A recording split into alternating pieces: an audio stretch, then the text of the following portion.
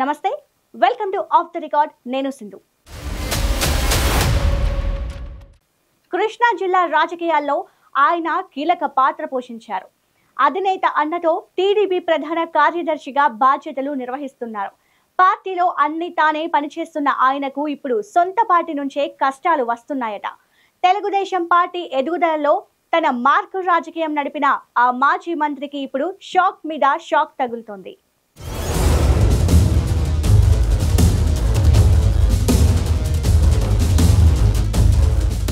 అన్నా దేవినేని మురళి చనిపోయిన తర్వాత ప్రత్యక్ష రాజకీయాల్లోకి వచ్చారు దేవినేని ఉమా. కేవలం కృష్ణా జిల్లాలోనే కాదు, రాష్ట్ర రాజకీయాల్లో ఓ వెలుగు వెలిగారు. చంద్రబాబుకు కుడిభుజంగా మారారు. అయితే కొంతకాలంగా దేవినేని ఉమకు బ్యాడ్ టైం నడుస్తుందట.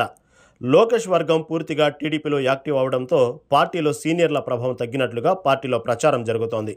దీని ఎఫెక్ట్ కొద్దిగోపో దేవినేని మీద కూడా పడిందట. ఇదే సమయంలో దేవినేని వైసీపీలోకి వెళ్తున్నారంటూ పెద్ద ఎత్తున ప్రచారం జరుగుతుంది. ఆ ప్రచారాన్ని ఎక్స్ వేదికగా ఉమా ఖండించారు.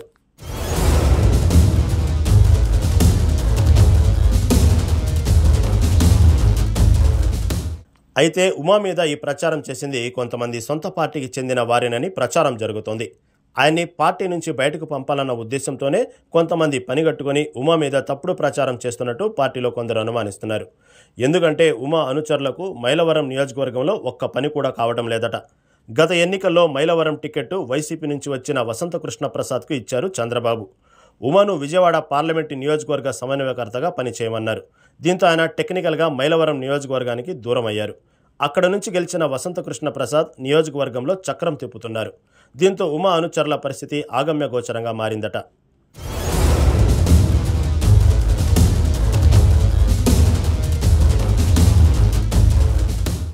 ఇక్కడ మరో అంశం కూడా తెర మీదకు వస్తుంది.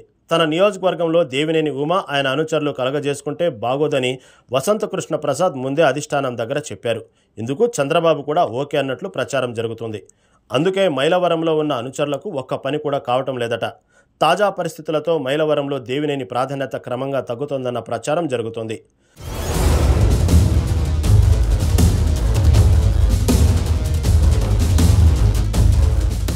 గతంలో తనకు కంచుకోటగా ఉన్న నందిగామ సీటు ఆ తర్వాత ఎస్సీ నియోజకవర్గం అవ్వడంతో ఆ సీటులో ప్రాభవం కోల్పోయారు ఉమా.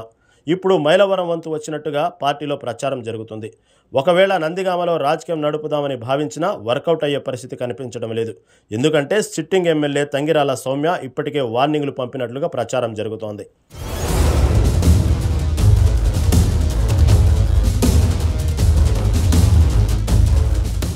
ఇక పార్టీలో అయినా పరిస్థితి బాగా ఉందా అంటే అక్కడ కూడా అంత తేడాగా ఉన్నట్లు తెలుస్తోంది. పార్టీకి సంబంధించిన కీలక సమావేశాల్లో కూడా పార్టీ అధిష్టానం దేవినేని ఉమను దూరం పెడుతుందట. ఈ పరిస్థితులను బేరేజు వేసుకుంటున్న ఉమా తెగ బాధపడుతున్నారట. ఎవరేం చేసినా తనకు రాజకీయ జన్మనిచ్చిన టీడీపీని వదిలే ప్రసక్తి లేదని కార్యకర్తలకు చెబుతున్నారట. అయితే పరిస్థితులు ముందు ముందు ఎలా మారుతాయన్నదే తేలాల్సి ఉంది.